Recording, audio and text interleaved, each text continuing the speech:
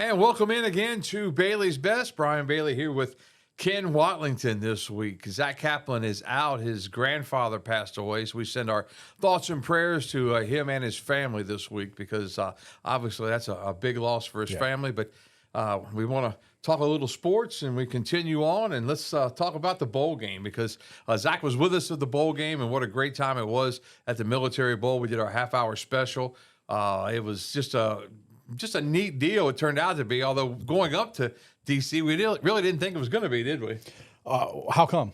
Well, because they lost Because they lost all the players and the coaches and whatnot. I tell you what, it was the first time in my professional career I've been able to go to a bowl game as a paying fan.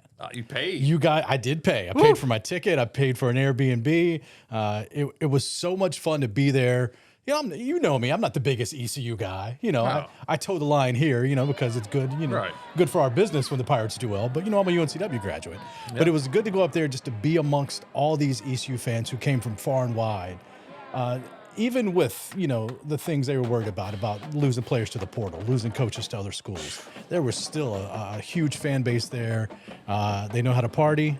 And it helps when you win, and they won. Yeah, they did. We were at Stan and Joe's all day the day before the game. Yeah. There our half-hour special from Stan and Joe. I sent the guy Stan a thank you note when we got back, and because we had they were so just had such great hospitality for us all, and it was a lot of fun being there for that. And then the bowl game itself. I mean, Zach said it. He said I've never gotten to a ball game in my career where the sun's coming up, and that's about what it was. Yeah, the game was an 11 o'clock kickoff on ESPN, made for TV, which you understand. They're trying to get probably on that Saturday 4 different bowl games in during the duration of the day. And we got out to the parking lot about 8:45 to do a little tailgating, and it was already full. I was like, how long have these folks been here? Man. But they had the Clydesdales out there, the Budweiser Clydesdales. It was cold, too. Oh, it was freezing. But thankfully, the rain held off. The sun did pop out a little bit during the game, and the game was back and forth through the duration, and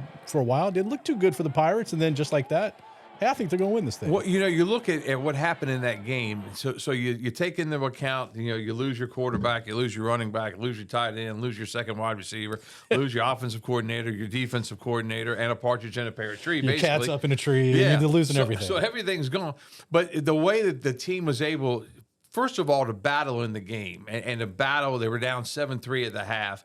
And then to come out, and then when Marlon Gunn took off down the sideline, 69 yards for a touchdown on 4th and inches, and you thought, man, what a great play, what a great individual effort.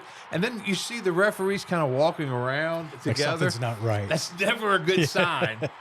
And I looked, I didn't see any flags. There were no flags, but then the referee got on the mic and said there was an inadvertent whistle. And, I think fans were just absolutely furious. And in talking to Blake Harrell after the game, he said the referee came over to him with almost with tears in his eyes saying, hey, I apologize. It was my fault. I blew the whistle. I shouldn't have blown it, but he did. And then for the momentum to switch there, they got the first down, but then the next play, they get Pittsburgh gets the strip sack and the pick it up, run it for a touchdown. And now all of a sudden you're back to where you were before. Now you're really mad about the play. Oh, yeah. You think they got the big touchdown. It's an inadvertent whistle. Then it's the strip sack for a touchdown going the other way. And the fans are going nuts. The Pitt fans are like, we can't believe we dodged this bullet. ECU fans are like, we're getting jobbed completely. And that's the way I felt too. It's like, okay, this is not going to turn out well for the purple and gold. It did. They made the plays down the stretch they had to. The defense was really good, and the guys stepped up that stayed and hung around and wanted to play. Not that the other guys didn't want to, but you can look at it any way you want to as far as the guys who hit the transfer portal. But the guys who showed up that day, they showed up and they showed out and they got a victory. And I think that's the big difference in transferring is that some of those guys played in the bowl game, and then they got in the transfer portal. You understand this day and age that everybody wants to get theirs. And until they put a lasso on this thing and figure out how they're going to do it, you're going to get this type of, every year it's going to be, guys are going to leave, guys are going to come in, the good Lord giveth, the good Lord taketh away, the portal giveth, the portal taketh away type thing. But it's just one of those situations where when you quit on your team beforehand, I Yeah. think it's a whole different deal. And, not to divert away from the bowl game, we'll get back to it, but it was the news that just came out on Tuesday that the NCAA is looking at, instead of 4 games you can play in red shirt, you can play 9 games in red shirt. Now, it's not a done deal, but it's a proposal where you could play 9 games and still get a redshirt season. So basically, why not just say you can play 5 years? Yeah, exactly. It's just open it all up. And, in this day and age with the money like it is, a lot of these guys are thinking, hey, I'm not going to make this much money with my degree. Absolutely. I'm not going to make this much money. I'm not going to make it in the NFL. I'm borderline, and a lot of these guys aren't even borderline, but they've got a chance to make, maybe life-changing money in college. And in football, too, you've talked about 100+ players on each Division I team, and a chance to make a little bit of money before you go out in the real world. You're going to do that as long as they'll let you do it. Yeah, it's just different than what we've all been used to growing up and watching college football. It's more like professional football, but that's what we have now. Yeah, and then you got the conferences. We'll talk basketball in a moment, but this week Duke and North Carolina go to California to play Stanford and Cal in the Atlantic Coast Conference. Those ACC rivalries between Stanford and Cal. All right, let's take a break. This is Bailey's Best. Back with more for you after this.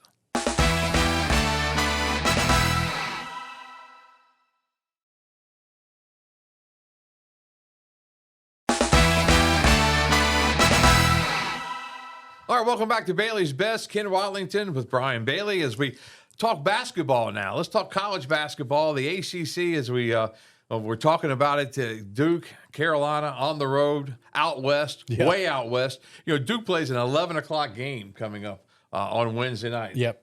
And then Carolina plays the 9 o'clock game Wednesday night at Stanford. Duke is at Cal Berkeley. I saw UNC tweet something this week. Carolina will travel 2,780 some miles, the longest they've ever been for an ACC game. You don't say. Yeah. You go into the Bay Area of California, but that's the age of college athletics we're in now. And, maybe don't call it the Atlantic Coast Conference. It's the All Coast Conference. Yeah, it's both coasts for sure. What do you see so far in the ACC? What do you think? Some really good teams. Yeah, I think so. As far as a national champion contender, I don't think this year's Duke team is as good as last year's Duke team, but they're really, really good. They're really good. Carolina, much better than they were last year. Still have some weaknesses that you're going to work out, especially in the backcourt, that you would like to see some guys step up at the point guard and the shooting guard position. Louisville has been really good this year. They've had some injury problems with their star freshman Brown.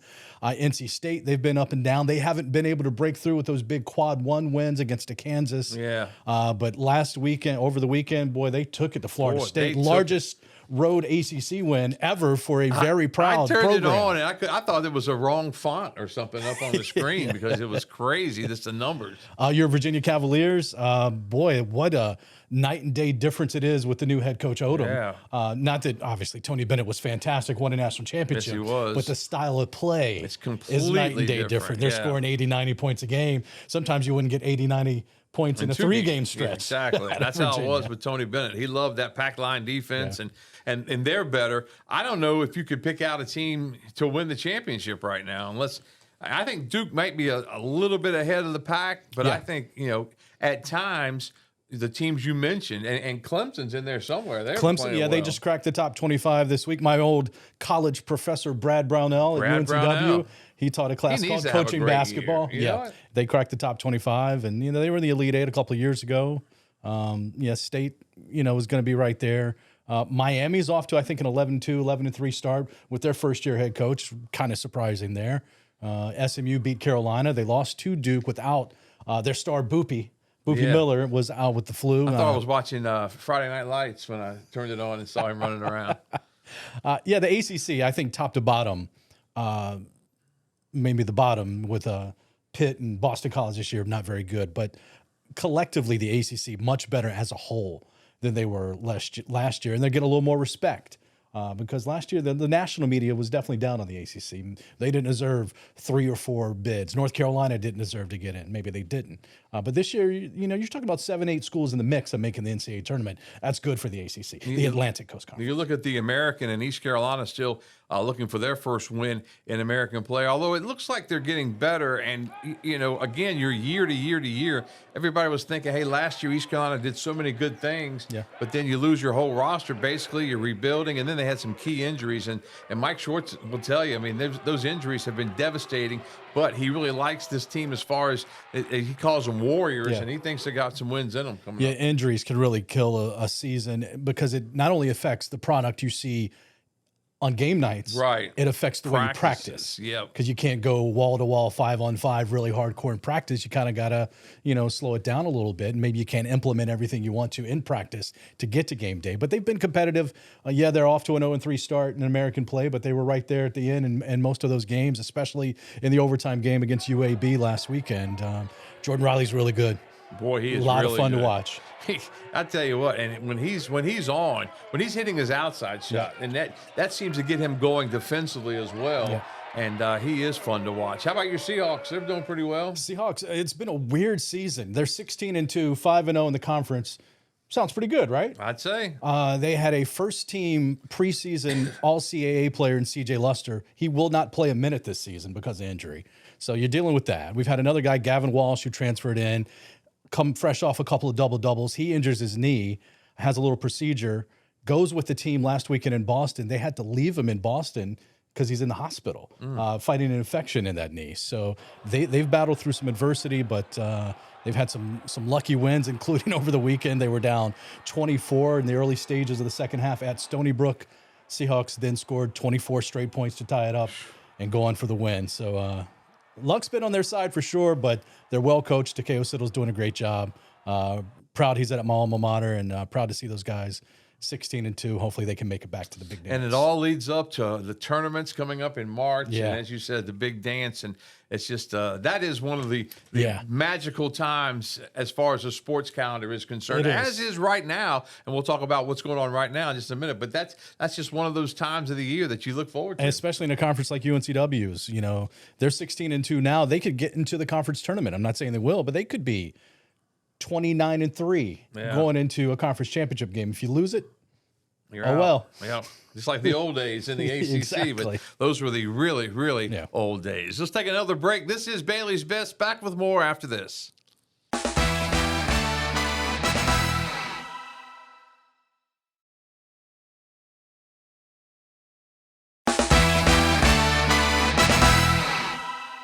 All right, welcome back to Bailey's Best. Brian Bailey with Ken Watlington. Let's talk about the NFL playoffs. And so far, these NFL playoffs, the wild card weekend was just that. I haven't been paying attention. No. Once I haven't paid a whole lot. Once Dallas was out. Once Washington was eliminated back in, October. I'm kidding. You're right. Just about every one of those games last weekend was fantastic. Yeah. Maybe the least compelling was maybe the Patriots game Sunday night. They pulled away late, 16-3. Defense was good. Drake May didn't particularly have his best game ever, but had a big touchdown pass when they needed to extend the lead. And, a lot of those games came right down to the last minute of the game. And it's exactly what you want this time of the year. Well, Houston and Pittsburgh turned into a rout, but it was 10-6 in the fourth quarter. Yeah. And the Houston Texans defense made a couple of big plays. So, and then Mike Tomlin announcing on Tuesday that he is stepping down as the Steelers head coach. 19 years. He was the most tenured professional coach in all of North American sports. Wild. And there's already odds out to say what his next stop will be. You know what? The number one pick right now to the odds makers of what his next job will be. I'd take him in Dallas. What do you think? Fox Sports. Fox Sports? Yeah. That makes sense. But I'm sure there's probably a handful of NFL franchises who a week ago were fine with their head coach. We're thinking, Well, they've got 8 of them still right now open, right? That's true. So, I mean, there's plenty of jobs to be had. You got a Harbaugh, you got a Tomlin that, might be able to, that's pretty good. Yeah. How about if Harbaugh would go to Pittsburgh? Wouldn't that be something? Or to Cleveland, which they were talking might go to Cleveland, or stay right there in the division. All right, the playoffs continue. Buffalo and Denver. That's the CBS game. You can see that right here on WNCT. Buffalo at the 6th seed. Denver is the top seed. Sometimes, and we've seen it in college, we see it sometimes in the pros, you get that top seed, you get that bye, and things don't go so well. We see it in the college football playoff, where it's been these last 2 years, those top 4 seeds that had to bye kind of struggle. once they finally get to play. Will we see that this year with Denver and Bo Nix and the guys? They've had a fantastic season, exceeded expectations, but here you have a Buffalo team that's played in a lot of playoff games over the last 4 or 5 years. One of the best quarterbacks in the league in Josh Allen. I think Buffalo goes on the road and gets it done. Josh Allen, this may be his year because there's no Mahomes out there. No Mahomes. On the other side, there's no Philadelphia Eagles. Yeah. Thank goodness. They're out. All right, the NFC on Saturday, San Francisco at Seattle. Yeah. San Francisco's so beaten up. They are. I don't know if they can hang with And they Seattle had another blow that's tough with Kittle going down with the Achilles injury over the weekend. And here we go, San Francisco, Seattle. I think it's the third time in a month or so that they've played. They wrapped up the regular season just a couple of weeks ago against each other in a game that decided the division title. Now they'll play a game that decides who plays next week for an NFC title. So high stakes there on the West Coast. All right, then you got Houston and New England coming up on Sunday in the AFC matchup. That'll be an ESPN game, by the way. The Texans with that great defense playing up in Foxborough against the Pats. Yeah, the young Pats. You got Drake May at quarterback. Will he be the MVP this season? Zach Kaplan will tell you absolutely he's the MVP. Yes, he will. I'm not sure he'll be the MVP, but he's had a fantastic season. They've got some young guns on that team that have really exceeded expectations, especially at the running back position. But you mentioned Houston's defense, maybe one of the best defenses we've seen in the NFL in a decade or so. So they've been lights out. As we said, they really went on display in that fourth quarter against the Steelers, and they were on the road doing all of that damage with the scoop and score, then the pick six. All right, the Rams and Bears close it out. 6:30 NBC game coming up on Sunday night. The Bears, they've had a really good couple of weeks, haven't they?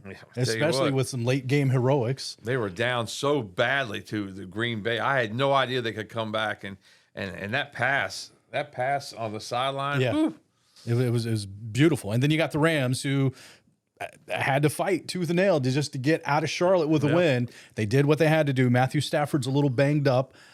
He will probably be your NFL MVP this year, but how much will he be able to go? He's going to play. You know that. He's a warrior. But, his health very dependent on if that offense can get things going. But I look forward to that game. I think it's going to be a good one. And give credit to the Panthers because a lot of people didn't give them a shot in that game. And when they blocked that punt, I thought they were home free. I thought they were going to pull off the upset, but the Rams were able to win that game. Rams and Bears close out the playoffs coming up on Sunday. The divisional round, Saturday and Sunday in the NFL. It's a lot less stressful. You don't have to, because last year I'm so stressed out about the Commanders. Here we go. I'm just shaking. I wasn't stressed out last year either. Well, but my Cowboys weren't there. We're going to take another break, our final break. Back to wrap up this edition of Bailey's Best for you right after this.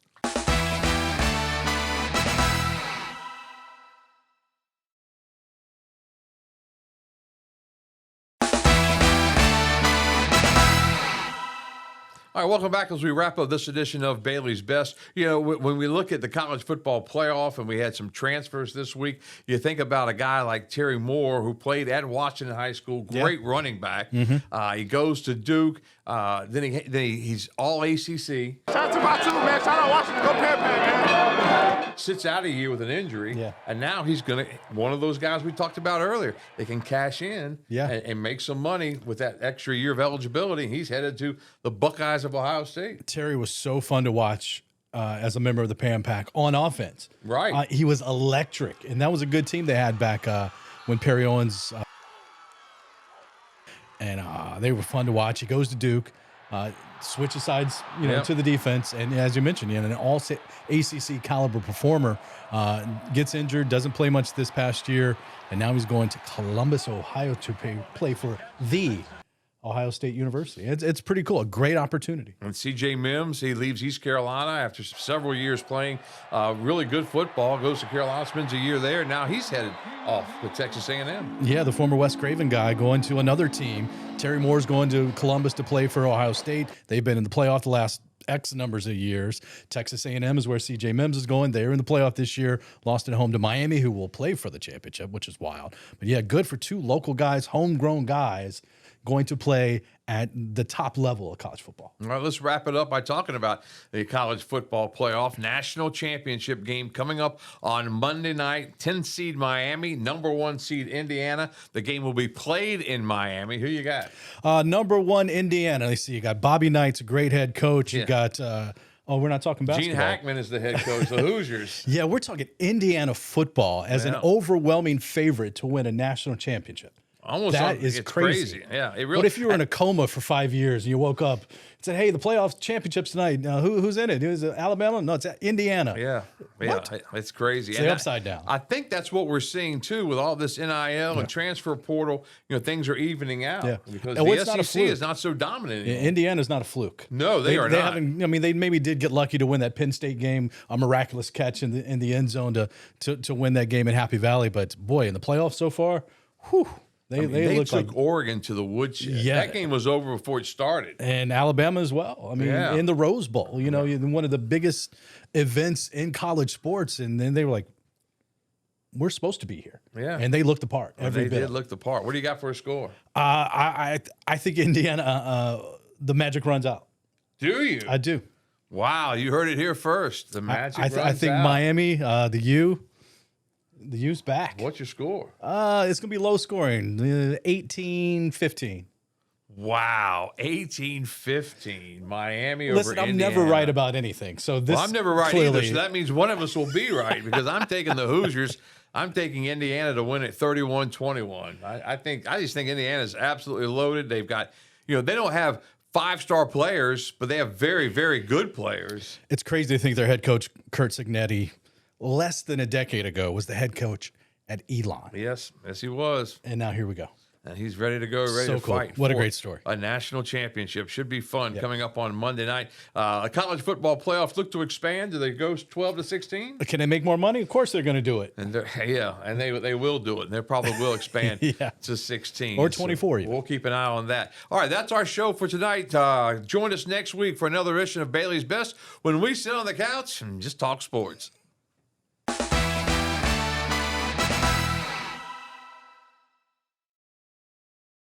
Catch 9 on Your Side Sports for your favorite teams across the East.